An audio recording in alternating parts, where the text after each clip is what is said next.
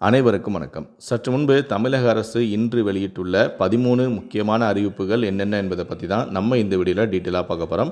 So முடிந்த அளவுக்கு இந்த வீடியோவை ஸ்கிப் பண்ணாமல் முழுமையாக பாருங்கள். இந்த வீடியோக்குள்ளே போகிறதுக்கு முன்னாடி இந்த வீடியோக்கு ஒரு லைக் பட்டனை ப்ரெஸ் பண்ணிடுங்க.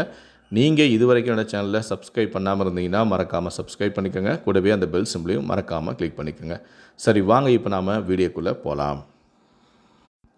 முதல் அறிவிப்பு: அழகர் திருவிழாவை முன்னிட்டு தாம்பரம் மதுரை இடையே இன்று சிறப்பு ரயில் இயக்கப்படும் என தெற்கு ரயில்வே அறிவிப்பு ஒன்றை வெளியிட்டுள்ளது. இந்த ரயிலானது தாம்பரத்திலிருந்து இன்று இரவு 11:30 மணிக்கு புறப்பட்டு நாளை காலை 7:55 மணிக்கு மதுரை சென்றடையும். மறுமார்க்கமாக 12ஆம் தேதி மதுரையிலிருந்து இரவு 11:30 மணிக்கு புறப்பட்டு 13ஆம் தேதி காலை 7:50 மணிக்கு தாம்பரம் வந்தடையும். இரண்டாவது அறிவிப்பு: 12ஆம் வகுப்பு துணைத் தேர்வு ஜூன் 25 முதல் ஜூலை 2ஆம் தேதி வரை நடைபெறும் எனவும் அட்டவணையை பள்ளிக் கல்வித்துறை வெளியிட்டுள்ளது. துணைத் தேர்வர்கள் மே மாதம் 14ஆம் தேதி முதல் 29ஆம் தேதி வரை விண்ணப்பிக்கலாம் எனவும், ஜூன் 25இல் தமிழ், 25ஆம் தேதி தமிழ் மற்றும் இதர மொழி பாடங்களுக்கான தேர்வு, ஜூன் 26ஆம் தேதி ஆங்கிலம் மொழி பாடத்திற்கான தேர்வுகள் நடைபெறும் எனவும், கணிதம், உயிரியல், வணிகவியல் உள்ளிட்ட பாடத் தேர்வுகள் ஜூன் 27இல் நடைபெறும் எனவும் கூறப்பட்டுள்ளது. மூன்றாவது அறிவிப்பு: மேல்நிலை தேர்வு முடிவுகளுக்கு பிறகு நேரடியாக மறு கூட்டலுக்கு விண்ணப்பிக்கும் முறை ரத்து செய்யப்பட்டுள்ளது. முதலில் விடைத்தாள் நகல் பெற்ற பின்னர் மறு கூட்டலுக்கு விண்ணப்பிக்க வேண்டும் எனவும் புதிய நடைமுறையை செயல்படுத்த தேர்வுத்துறை இயக்குநருக்கு பள்ளிக்கல்வித்துறை உத்தரவிட்டுள்ளது. நான்காவது அறிவிப்பு: தமிழகத்தில் இயங்கும் அரசு மற்றும் அரசு நிதியுதவி பெறும் பள்ளிகளில் படிக்கும் மாணவ மாணவியருக்கு விலையில்லாமல் வழங்குவதற்காக 4,19,00,000 பாட புத்தகங்கள் அச்சிட்டு தயார் நிலையில் வைக்கப்பட்டும் உள்ளது. விரைவில் அவை பள்ளிகளுக்கு அனுப்பி வைக்க பள்ளி கல்வித்துறையும் ஏற்பாடு செய்துள்ளது. ஐந்தாவது அறிவிப்பு: ஒருங்கிணைந்த தொழில்நுட்ப பணிகள் தேர்வுக்கான விண்ணப்பதாரர்கள் உரிய சான்றிதழ்களை பதிவேற்றம் செய்ய கால அவகாசம் வழங்கி டிஎன்பிஎஸ்சி அறிவிப்பு ஒன்றை வெளியிட்டுள்ளது. விண்ணப்பதாரர்களுக்கு இறுதி வாய்ப்பு வழங்கும் விதமாக 9ஆம் தேதி இன்று முதல் வருகிற 23ஆம் தேதி வரை இரவு 11:59 மணி வரை விடுபட்ட மற்றும் சரியான சான்றிதழ்களை மறுபதிவேற்றம் செய்ய வாய்ப்பும் வழங்கப்படுகிறது. ஆறாவது அறிவிப்பு: +2 தேர்வில் தோல்வியடைந்த மாணவ மாணவியர், வராதவர்கள், +1 வகுப்பில் நிலுவை பாடங்கள் வைத்திருப்பவர்கள் என தனி தேர்வர்கள் 14ஆம் தேதி முதல் 29ஆம் தேதி வரை துணைத் தேர்வு எழுத விண்ணப்பிக்கலாம் என்று அரசு தேர்வுகள் இயக்கம் அறிவித்துள்ளது. விண்ணப்பிக்க தவறும் மாணவ மாணவியர் சிறப்பு அனுமதி கட்டணத்துடன் சிறப்பு அனுமதி திட்டத்தின் கீழ் உரிய கட்டணத் தொகையுடன் மே மாதம் 30 மற்றும் 31ஆம் தேதிகளில் ஆன்லைன் மூலமாக விண்ணப்பிக்க வேண்டும். சிறப்பு அனுமதி கட்டணமானது ரூபாய் நீங்கள் செலுத்த வேண்டும் எனவும், இந்த கட்டணம் 24-25ஆம் கல்வியாண்டில் அரசு மற்றும் முழுமையாக அரசு உதவி பெறும் பள்ளிகளில் படித்து தேர்ச்சி பெறாத, வருகை புரியாத மாணவர்களுக்கு மட்டும் இந்த கட்டணத்திலிருந்து விலக்கு அளிக்கப்படுகிறது. ஏழாவது அறிவிப்பு: சித்ரா பௌர்ணமியை ஒட்டி வரும் 11ஆம் தேதி, அதாவது நாளை 11, 12ஆம் தேதிகளில் திருவண்ணாமலைக்கு மாநிலத்தின் பல பகுதிகளிலிருந்து கூடுதலாக சிறப்பு பேருந்துகள் இயக்கப்படும் என அறிவிக்கப்பட்டுள்ளது.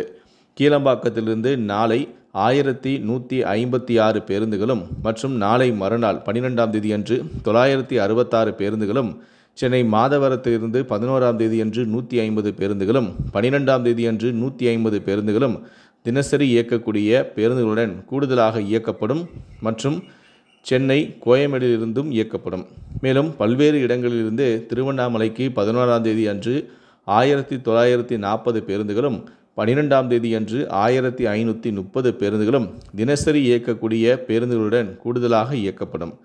அரசு விரைவு போக்குவரத்து கழகம் மூலமாக இருக்கை மற்றும் படுக்கை வசதி கொண்ட குளிர்சாதனம் கொண்ட 40 பேருந்துகள் சென்னை கீழம்பாக்கத்திலிருந்து திருவண்ணாமலைக்கு 11 மற்றும் 12ஆம் தேதி ஆகிய நாட்களில் இயக்க நடவடிக்கை மேற்கொள்ளப்பட்டும் உள்ளது. பயணிகள் கூட்ட நெரிசலை தவிர்க்கும் பொருட்டு தங்களது பயணத்திற்கு tnstc.in மற்றும் மொபைல் ஆப் மூலமாக முன்பதிவு செய்து பயணிக்க கேட்டுக்கொள்ளப்படுகிறார்கள். எட்டாவது அறிவிப்பு: தென்னிந்திய பகுதிகளில் மேல் வளிமண்டல கீழக்கு பகுதிகளில் கிழக்கு மற்றும் மேற்கு திசை காற்றும் இணையும் பகுதி நிலை கொண்டுள்ளதால் தமிழகத்தில் பெரும்பாலான இடங்களில் இடியுடன் கூடிய மழை பெய்யும் என்று சென்னை வானிலை ஆய்வு மையம் தெரிவித்துள்ளது. குறிப்பாக வேலூர், ராணிப்பேட்டை, திருவண்ணாமலை, கள்ளக்குறிச்சி, அரியலூர், பெரம்பலூர் மாவட்டங்களில் ஓரிரு இடங்களில் கனமழை பெய்துள்ளது. இவை தவிர தென்மேற்கு பருவமழை அந்தமான் கடல் மற்றும் தென்கிழக்கு வங்கக்கடல் பகுதிகளில் 13ஆம் தேதியில் தொடங்க உள்ளது. இருப்பினும் 10ஆம் தேதி முதல் 12ஆம் தேதி வரை தமிழகத்தில் ஒரு சில இடங்களில் அதிகபட்ச வெப்பநிலையானது இயல்பை விட 2 டிகிரி செல்சியஸ் முதல் 3 டிகிரி செல்சியஸ் வரையும் அதிகரிக்கும். 9வது அறிவிப்பு. கடைகள் மற்றும் நிறுவனங்கள் 24 மணி நேரமும் திறந்திருக்க அனுமதியை நீடித்து தமிழக அரசு அரசாணையை வெளியிட்டுள்ளது. பொதுமக்களின் நலன் கருதி கடைகள் மற்றும் வணிக நிறுவனங்கள் அனைத்து நாட்களும் 24 மணி நேரமும் திறந்திருக்க அனுமதி அளித்து வழங்கப்பட்ட அரசாணையானது வரும் ஜூன் மாதம் 4ஆம் தேதியுடன் முடிவடைகிறது. இதனை 5/6/2025 முதல் மேலும் 3 ஆண்டுகளுக்கு நீடித்து தொழிலாளர் நலன் மற்றும் திறன் மேம்பாட்டுத் துறையால் ஆணை வெளியிடப்பட்டும் உள்ளது. இதன் மூலமாக வணிகர்களும் பொதுமக்களும் பயனடைவார்கள். 10வது அறிவிப்பு.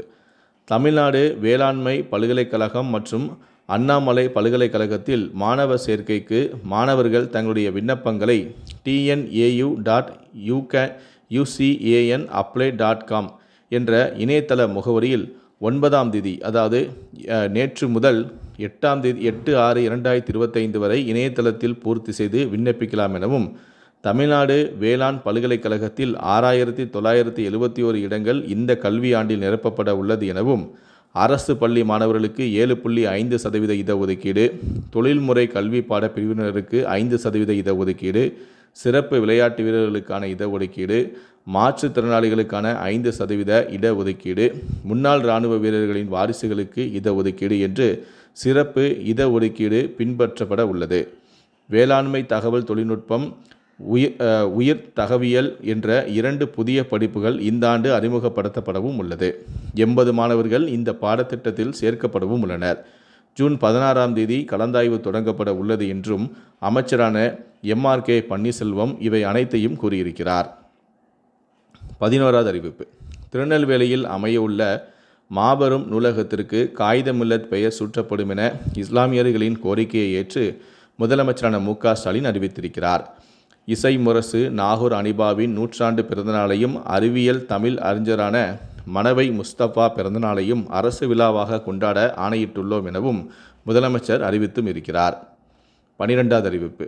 புதிய ஒருங்கிணைந்த மினி பேருந்து திட்டமானது வரும் ஜூன் 15ஆம் தேதி முதல் அமலுக்கு வரும் என தமிழ்நாடு அரசு அறிவித்துள்ளது. இதில் முதல் கட்டமாக 1842 மினி பேருந்துகளின் சேவைக்கு அனுமதி வழங்கப்படும் எனவும் அறிவிக்கப்பட்டுள்ளது. கடைசியாக 13வது அறிவிப்பு. கல்வி நிறுவனங்களில் நடைபெறும் நிகழ்ச்சிகளுக்கு 10% கேளிக்கை வரி விதிக்கும் தமிழ்நாடு அரசின் சட்ட மசோதாவுக்கு ஆளுநர் RN ரவி ஒப்புதல் அளித்தும் இருக்கிறார். கடந்த டிசம்பர் மாதம் நடைபெற்ற சட்டப்பேரவை கூட்டத்தொடரில் இந்த மசோதா நிறைவேற்றப்பட்டது. தமிழக அரசு நிறைவேற்றிய இந்த மசோதாவுக்கு ஆளுநர் ஒப்புதல் அளித்த நிலையில் அரசியலில் இது வெளியிடப்பட்டும் உள்ளது. இந்த 13 அறிவிப்புகளை பற்றிய உங்களுடைய கருத்துக்கள் என்ன அப்படிங்கிறத கீழே இருக்கக்கூடிய கமெண்ட் செக்ஷனில் மறக்காமல் சொல்லுங்கள். முடிந்தளவுக்கு இந்த வீடியோவை மற்றவங்களுக்கும் ஷேர் பண்ணுங்கள். மேலும் இது போன்ற பல வீடியோக்களை பார்க்கணும் அப்படின்னு வச்சிங்கன்னா மறக்காமல் என்ன சொன்னீங்க சப்ஸ்கிரைப் பண்ணுங்கள். கூடவே அந்த பெல் சிம்பளையும் மறக்காமல் கிளிக் பண்ணுங்கள். நன்றி, வணக்கம்.